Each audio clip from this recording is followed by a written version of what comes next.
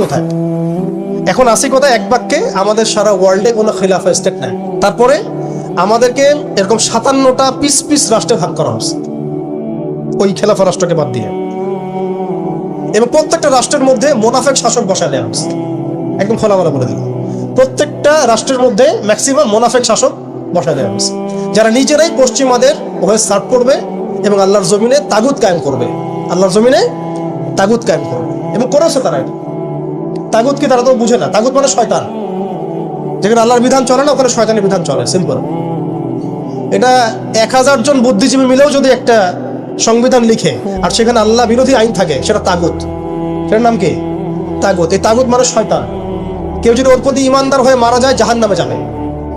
কেউ যদি ওর প্রতি ইমানদার হয়ে মারা যায়, সরাসরি জাহান্নামে যাবে ইনশাআল্লাহ, কারণ সে তাগুতের দাসত্ব করছে। আর আমাদেরকে বলাই হয়েছিল, ওয়ামা ইয়াকফুর বিত্তাগুত ওয়া ইউমিন বিল্লাহ ফাকাদ ইসতামসাকা বিল উরওয়াতিল ওয়াসকা লা ইনফিসামা লাহা ওয়াল্লাহু সামিউন আলিম। সূরা বাকারায় 256 নম্বর আয়াত পড়ে দিন বাসায় গিয়ে, আয়াতুল কুরসির পড়ে আছে। তাগুতকে কুফরি না করা পর্যন্ত কেউ মুমিন হইতে পারে না। তাগুতের সাথে কুফরি না করা পর্যন্ত কেউ মুমিন হইতে পারবে না, এটাই বাস্তব। এখন এইভাবে আমাদেরকে ভাগ করা হয়, মুনাফিক শাসক বসায় দেওয়া হয়। শুধু তাই না, প্রত্যেকটা কান্ট্রির মধ্যে ওই 4 দেবতা 5 দেবতা ঢুকাই দেওয়া হয়েছে, ওই যে বললাম আগে। তারপরে একটা ডিপার্টমেন্ট ধরে ধরে তারা ধ্বংস করছে, একটা ডিপার্টমেন্ট ধরে ধরে। রাজনীতি ধ্বংস করছে, ইসলামিক রাজনীতি সরাই দিয়েছে। অর্থনীতি ধ্বংস করছে, সুদ ঢুকাই দিয়েছে। তার মধ্যে ঘুষ আছে, ইনফ্লেশন আছে, দুর্নীতি আছে, এগুলো তো আছেই।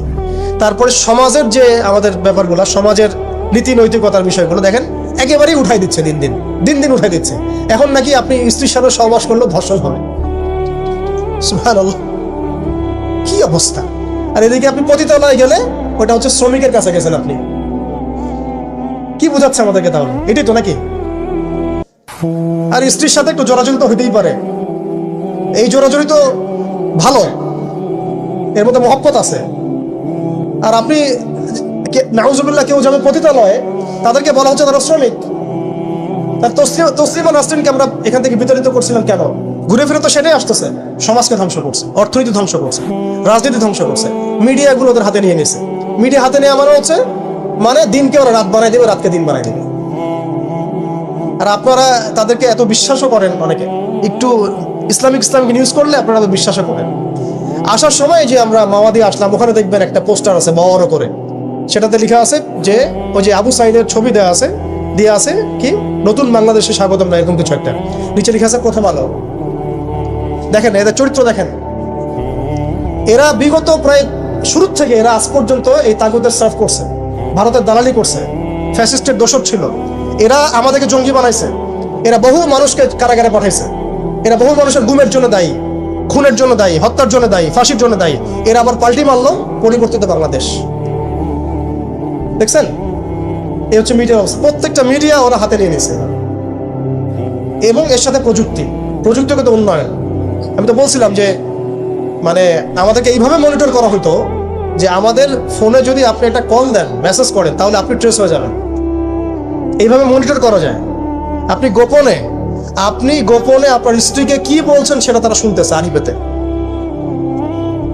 আমি জানি না। আপনি আপনার ওয়াইফকে ফোনে গোপনে কি বলতেছেন, কিছু আলাপ হতে পারেন, অ্যাডাল্ট হতে পারে কিনা, ওইটা তারা রেকর্ড করতেছে।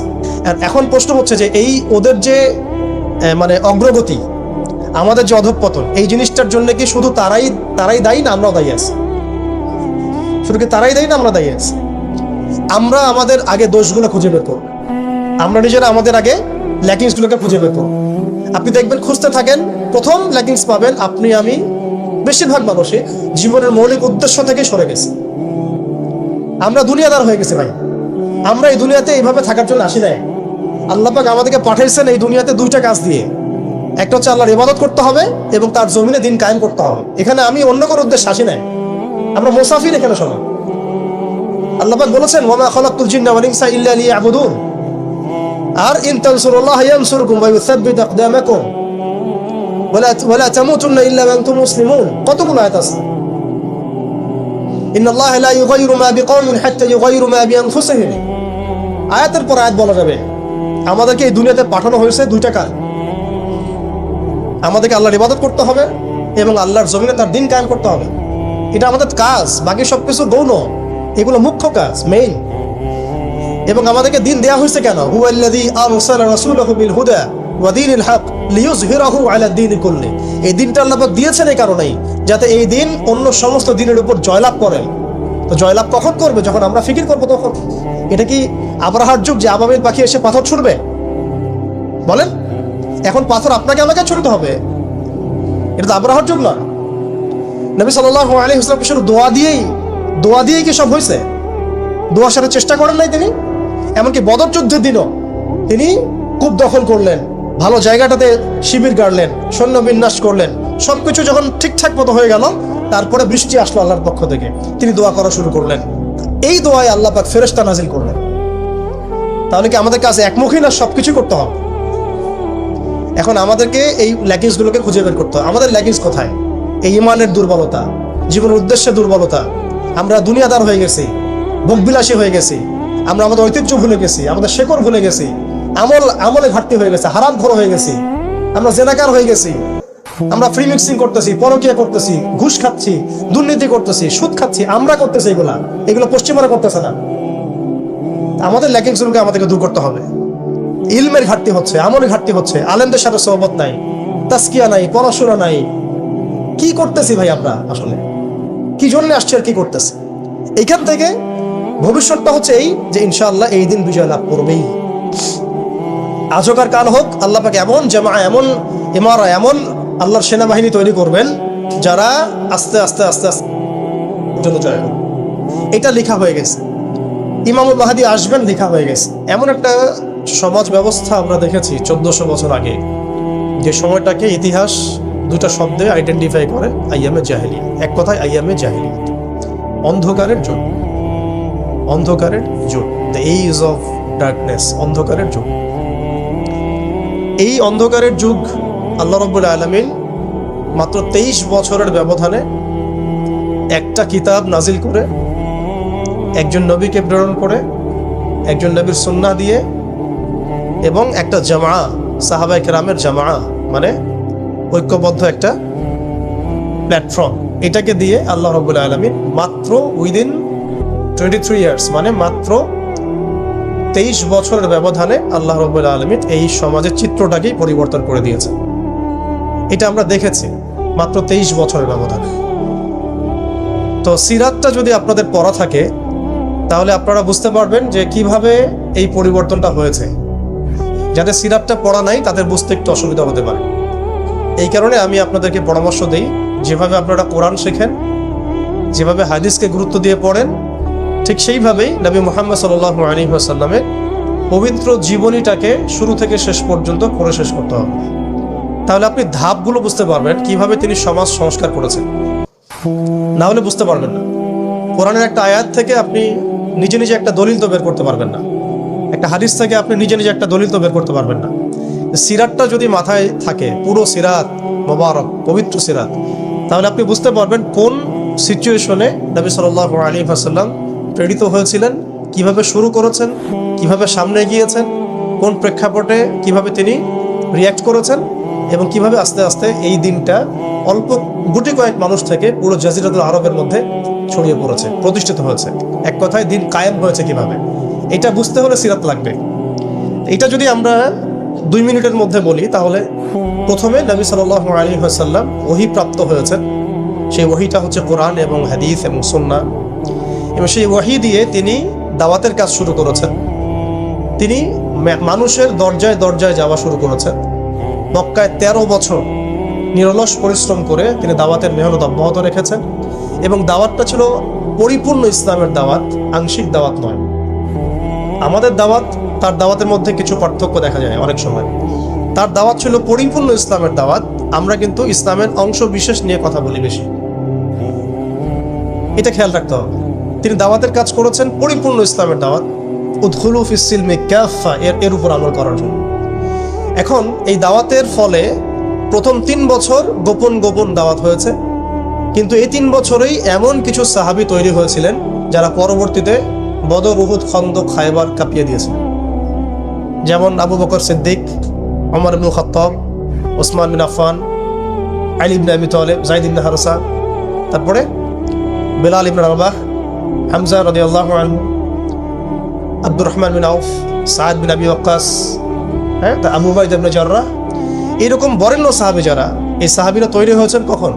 ওই প্রথম সময়ের দিকে, প্রথম 13 বছর, প্রথম 3 বছর গোপন দাওয়াতে এরকম বরেণ্য সাহাবায়ে কেরাম ইসলাম কবুল করা শুরু করেন। এরপরে দাওয়াতের গতি আরো বেগবান হয় যখন মক্কার শক্তিশালী কিছু মানুষ ইসলাম কবুল করে, যেমন হামজা রাদিয়াল্লাহু আনহু, ওমর ইবনে খাত্তাব, এইরকম কিছু মানুষ।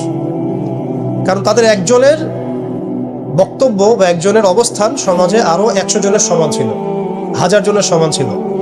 যখন সমাজে দাওয়াতের মধ্য দিয়ে প্রভাবশালী কিছু ব্যক্তি ইসলামের দিকে চলে আসে, তখন ইসলাম শক্তিশালী হয় এবং দাওয়াতটা বেগবান হওয়া শুরু হলো।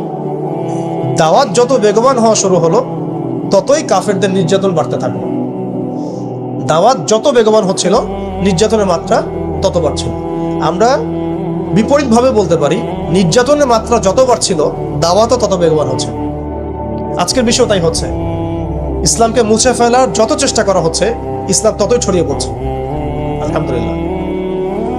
তো এই বিষয়গুলো সিরাত থেকে দেখবেন সব মিলে যাবে। ওই যে আইয়ামে জাহিলিয়াতের বর্ণনা দিলাম, এখনকার বিশ্বে এই প্রত্যেকটা জাহিলিয়াত মজুদ আছে। প্রথমে যে আইয়ামে জাহিলিয়াতের যে খাসলতগুলো বললাম, সেগুলো এখনকার বিশ্বে শতভাগ মজুদ আছে। এটা অনেক লম্বা আলোচনা। এখন তো মানুষ সরাসরি মুসলিমরা লাত, ওজ্জা, হবল, মানাতের ইবাদত না করলেও অদৃশ্য কিছু শিরকি মতবাদের ইবাদত করে, যেমন গণতন্ত্র, যেমন কমিউনিজম, ধর্মনিরপেক্ষতাবাদ, তারপরে জাতীয়তাবাদ, তারপরে এথিজম, নাস্তিকতা। এগুলো কিছু পশ্চিমা মতবাদ। এগুলো দেখা যায় না, ছোঁয়া যায় না, ভার্চুয়াল, ইনভিজিবল, কিন্তু এগুলো একটা আদর্শ। যে আদর্শগুলোর মধ্যে কুফর আছে, শিরক আছে, হারাম আছে, তাগুত আছে। সরাসরি মূর্তির সামনে সেজদা না করলেও অবচেতনভাবে মুসলিমরা আজকে এই মতবাদগুলোর পূজা করতেছে। এটাও শিরকের মধ্যেই পড়ছে, আংশিক হইলেও। কোনো কোনো ক্ষেত্রে যদি আকীদা ঠিক না থাকে, তাহলে পরিপূর্ণ শিরক হবে। এখন যাই হোক, ওই জাহালাতগুলো এখন দূর হয় নাই, বরং বহু উঁচু স্তরে এটা সমাজে ছড়িয়ে পড়েছে। আর মাদক, সেটা কি থেমে গেছে? আইয়ামে জাহিলিয়াতের মাদক এখন বরং আরো উঁচু স্তরে আছে। কোন মুসলিম কান্ট্রি আছে যেটা মাদক মুক্ত? আরবের মধ্যেও দেখবেন মানুষ ওপেনে মাদক খাচ্ছে, আরবের মধ্যেই। যারা গিয়েছেন, যাওয়া আসা করেন, তা তো দেখেনি। মাদক থেকে কে মুক্ত? কোন কোন ন্যাশনটা মুক্ত মুসলিমদের মধ্যে? বরং ইসলামিক কান্ট্রিগুলোতে মদকে সংবিধান দিয়ে হালাল করা হয়েছে। ইসলামিক কান্ট্রিগুলো বলি আমরা, যে তথাকথিত ইসলামিক কান্ট্রি, বাংলাদেশকে তো অনেক ইসলামিক কান্ট্রি মনে করে, ঠিক আছে? পাকিস্তানকে ইসলামিক কান্ট্রি মনে করে, ইরানকে ইসলামিক কান্ট্রি মনে করে, ঠিক আছে? জর্ডানকে ইসলামিক কান্ট্রি মনে করে, লেবাননকে ইসলামিক কান্ট্রি মনে করে। ইসলামিক কান্ট্রি আর ইসলামিক স্টেট এগুলো এক না বিষয়। মুসলিম সংখ্যাগরিষ্ঠ থাকলেই একটা রাষ্ট্র ইসলামিক স্টেট হয় না, হয় না। মুসলিম সংখ্যাগরিষ্ঠ থাকলে একটা রাষ্ট্র কখনো ইসলামিক স্টেট হয় না। একটা রাষ্ট্র তখনই ইসলামিক স্টেট হয় যখন সেটা আল্লাহর আইন দ্বারা পরিচালিত হয়। তো বাংলাদেশ কি আল্লাহর আইন দ্বারা পরিচালিত হয়? সবাই জানি এটা হয় না। এটা হওয়ার ইচ্ছাও কি তাদের আছে? যারা লিডিং রোল প্লে করে, তাদের তো ইচ্ছাও নাই। বরং তারা মনে করে ইসলামিক আইন দিয়ে যদি রাষ্ট্র চলে, তাহলে রাষ্ট্র নাকি মৌলবাদী রাষ্ট্র হয়ে যাবে, পশ্চিমারা রাগ করবে, আমেরিকা আব্বু মাইন্ড করবে, ভারত নাকি খেপে যাবে। এগুলো তারা মনে করে। এই জুজুর ভয় তারা আমাদেরকে দেখায়। এগুলো সব জুজুর ভয়। অথচ রাসূলুল্লাহ সাল্লাল্লাহু আলাইহি ওয়াসাল্লাম যখন মদিনা রাষ্ট্র কায়েম করেছেন, তখন বিশ্বে রোমানরা পরাশক্তি ছিল, পারস্যরা পরাশক্তি ছিল। মদিনা রাষ্ট্রের আয়তন এতটুকু ছিল, ছোট না, খুব বড় রাষ্ট্র ছিল না, ছোট একটা রাষ্ট্র, জনসংখ্যাও কম। মদিনার মধ্যে ইহুদিরা আছে, বনু কোরাইজা, বনু কাইনুকা, বনু নাজির আছে। পাশে আবার কিছু পত্তলিকও আছে। মদিনার ভিতরে আবার মোনাফিকরাও আছে। তাদের অস্তিত্বের উপরেই মদিনা রাষ্ট্র কায়েম হলো এবং সেখানে আল্লাহ পাকের বিধান বাস্তবায়িত হলো। কই, তখন তো আমরা এভাবে চিন্তা করি নাই যে রোমানরা খেপে যাবে, পার্সিয়ানরা খেপে যাবে। ওরা তখন সংখ্যার দিক থেকে, অস্ত্রের দিক থেকে, জনবলের দিক থেকে, মানে আপনার সার্বভৌমত্বের দিক থেকে মুসলিমদের চেয়ে অনেক শক্তিশালী ছিল। কিন্তু কোনো মুসলিম তো এভাবে চিন্তা করে নাই যে আল্লাহর জমিন, আল্লাহর আইন বাস্তবায়িত করলে ওরা আমাদের উপর খেপে যাবে, তেরে আসবে। আর আসলেই বাকি, যে কয়েকবার তেরে আসছে, সেই কয়েকবার তারা নাকামি চুবানি খেয়ে বিতাড়িত হয়েছে। আমরা সেই রোমানদেরকে ডিফিট করেছিলাম, সেই পার্সিয়ানদেরকে ডিফিট করেছি, সেই রোম সাম্রাজ্য, সিরিয়া, শাম, এগুলো আমরা বিজয় করেছি, সে পারস্য আমরা বিজয় করেছি। যারা আমাদের এগেনস্টে দাঁড়ানোর চেষ্টা করেছে আল্লাহ পাক ধুলা বানিয়ে উড়িয়ে দিয়েছিলেন। কই তখন তো আমাদেরকে এত নেগেটিভ চিন্তা করতে হয় নাই, ব্যাকফুট চিন্তা করতে হয় নাই। এখন হয় কেন? বিকজ আমরা সেই ইমান, সেই তাকওয়া, সেই আকীদা, সেই আমল, সেই মানহাজের মধ্যে নাই। As simple as that. আমরা এখন সেই অবস্থায় নাই, ইমানের দিক থেকে, আমলের দিক থেকে, তাসকিয়ার দিক থেকে, জামার দিক থেকে, সবচেয়ে বড় কথা হচ্ছে দিন পালনের দিক থেকে। আর দিন বোঝা এবং পালন করার দিক থেকে আমরা ওই জায়গায় নাই। আমরা দেখুন দিন পালন করছি আংশিক, যতটুকু আমার পক্ষে পসিবল হচ্ছে আংশিক, বুফের মতো আমরা মনে করছি, যেটা ইচ্ছা নিব, যেটা ইচ্ছা নিব না। দিন তো বুফে না। উদখুলু ফিস সিলমি কাফা মানে হচ্ছে দিনে আমাকে পরিপূর্ণরূপে প্রবেশ করতে হবে। যখন যেটা আমার সামনে আসবে আমাকে সেটা করতে হবে। ফরজ হয়েছে নামাজ পড়তে হবে, যাকাত ফরজ হলে যাকাত দিতে হবে, হজ ফরজ হলে হজ করতে হবে। আমার এখানে অপশনাল কোনো থিঙ্কিং এর তো সুযোগ নাই। পর্দা ফরজ হলে পর্দা করতে হবে, ইভেন জিহাদ ফরজ হলে জিহাদও করতে হবে। যেটা ফরজ হবে সেটা করতে হবে, যেটা ওয়াজিব সেটা করতে হবে, যেটা সুন্নাহ সেটা আমল করতে হবে। এখানে তো আমার অপশন নাই যে আল্লাহ আমি পর্দাটুকু বাদ দিয়ে দাও আমার জন্য, নাউজুবিল্লাহ, আমার জন্য মদটাকে হালাল করে দাও, নাউজুবিল্লাহ, আমার জন্য জেনাকে হালাল করে দাও, নাউজুবিল্লাহ। এটা কি সম্ভব? কিন্তু আমরা এই সিস্টেমগুলোর মধ্য দিয়ে আল্লাহর হালালকে হারাম করছি, হারামকে হালাল করছি। তো আমি বলছিলাম ওই জাহালাতের এই না সুদভিত্তিক সিস্টেম দূর হয়েছে, আর না সেই মাদক দূর হয়েছে, আর না সেই শিরক দূর হয়েছে, আর না গোত্রীয় হানাহানি দূর হয়েছে। গোত্রীয় হানাহানি কি দূর হয়েছে? না। এখন হানাহানি গণতান্ত্রিক ভাষায় করলে জায়েজ, তাই না? গণতান্ত্রিক লেভেল দিয়ে হানাহানি, মারামারি, কাটাকাটি, মিছিল, মিটিং, শোডাউন, রাস্তায় কোপাকুপি সব জায়েজ। কিন্তু ইসলামের পরিভাষায় যদি আমরা জিহাদ ফি সাবিলিল্লাহ বলি তাহলে আটকে ওঠে, বাপরে বাপ কি অবস্থা, তাহলে মৌলবাদী জঙ্গিয়া সন্ত্রাস। ছাত্ররা যা করেছিল জুলাইয়ে, এই কাজটার 10%ও যদি দাড়িটুপি বলাটা করতো তাহলে মনে হয় বাংলাদেশেও সব মসজিদ সিলগালা মেরে দিত, সব মাদ্রাসা সিলগালা করে দিত, তাই না? মানে গণতান্ত্রিক পরিভাষায় এই ফিতনাগুলো জায়েজ, তাই না? ফিতনা মানে পরীক্ষা, ফিতনা মানে শব্দ কি? পরীক্ষা। এই পরীক্ষাই তো অঙ্ক। কিন্তু ইসলামিক পরিভাষা যদি আমরা ইবাদত বলি, ইসলামিক পরিভাষা একটা ইবাদত, সেটা নাজায়েজ হয়ে যাচ্ছে। আর গণতান্ত্রিক পরিভাষায় তথাকথিত এই গণতান্ত্রিক রাষ্ট্রে এবং গণতান্ত্রিক এই বিশ্বে এগুলোকে তারা জায়েজ করে নিয়েছে। আফ্রিকাতে যখন পশ্চিমারা হামলা চালায় গণতন্ত্রের নামে, এটা জায়েজ হয়ে যায়। আরব বসন্তের নামে যখন বিভিন্ন কান্ট্রির মধ্যে ফাসাদ সৃষ্টি করা হয়, গাদ্দাফিকে ফেলে দেওয়া হয়, মনে আছে না আপনাদের আরব বসন্তের কথা? ইয়েমেন থেকে শুরু করে, তিউনিসিয়া থেকে শুরু করে প্রত্যেকটা কান্ট্রিতে যা করলো তারা, মনে আছে তো নিশ্চয়ই? এগুলো তখন জায়েজ। মিশরে করেছে, তাই না? সোমালিয়া, কঙ্গো, ইথিওপিয়া, নাইজেরিয়া, এগুলোতে যা হচ্ছে এগুলো জায়েজ ওদের ভাষায়। ইরাকে হামলা চালানো ওদের জন্য জায়েজ ছিল, তাই না? গণতন্ত্রের ভাষায়। ওখানে লাখ লাখ মানুষ মারলেও সেটা জায়েজ। ওটা নাকি শান্তি প্রতিষ্ঠার জন্য করা হচ্ছে। তারপরে আফগানিস্তানে লক্ষ লক্ষ মানুষকে মারা হয়েছে, ওটা তখন জায়েজ ছিল। কাশ্মীরে আজকে মানুষকে মারা হচ্ছে, এটা ওদের কাছে জায়েজ হয়ে গেছে। আর কোথাও এক্সাম্পল দিবেন? চায়নার মধ্যে মারা হচ্ছে উইঘুরদেরকে, আরাকানে মারা হয়েছে, তারপরে ইয়েমেনে তো মারা হচ্ছেই সেই 15 সাল থেকেই, জর্ডানে হয়েছে, লেবাননে হয়েছে, খাস করে প্যালেস্টাইনে, খাস করে কোথায়? প্যালেস্টাইনে, গাজায়। এগুলো তারা গণতন্ত্র প্রতিষ্ঠার নামে এগুলো করলে সেগুলো জায়েজ। এবং এখানে দেখবেন 100%ই মুসলিমদের রক্ত ঝরছে, কোনো অমুসলিমের রক্ত কিন্তু ঝরছে। তো এগুলো তাহলে এই তন্ত্রমন্ত্রগুলোকে আমরা বলি এখনকার জামানার দেবতা, যেগুলোর পূজা ওরা করতেছে। ওই জামানায় যেমন লাত, উজ্জা, হবল, মানাতের ইবাদত হতো, এখন ঠিক এই তন্ত্রমন্ত্রগুলোর ইবাদত, দাসত্ব, পূজা হচ্ছে, এবং সেগুলো আমাদেরকে গেলানো হচ্ছে। আমরা যেন এগুলো হজম করি, গিলি, অথচ এগুলো আমাদেরকে ধ্বংস করার জন্যই তারা সৃষ্টি করেছিল। আমাদের চোখ এখনো সবার খোলে নাই। এই সিস্টেমগুলো আমাদেরকে কখনোই সেই হারানো ঐতিহ্য ফিরাই দিবে না। এই সিস্টেমগুলোর মধ্য দিয়েও কখনো ইসলাম কায়েম করা সম্ভব না। আপনারা আরো 100 বছর ট্রাই করেন, 100 বছর পরে হলেও বুঝবেন। যদি হতো 100 বছর আগেই হইতো। আরো 100 বছর ট্রাই করেন, তারপরেও যদি আক্কেল হয়, এই সিস্টেমগুলো তৈরি করা হয়েছে আমাদেরকে ওদের দাস বানানোর জন্য।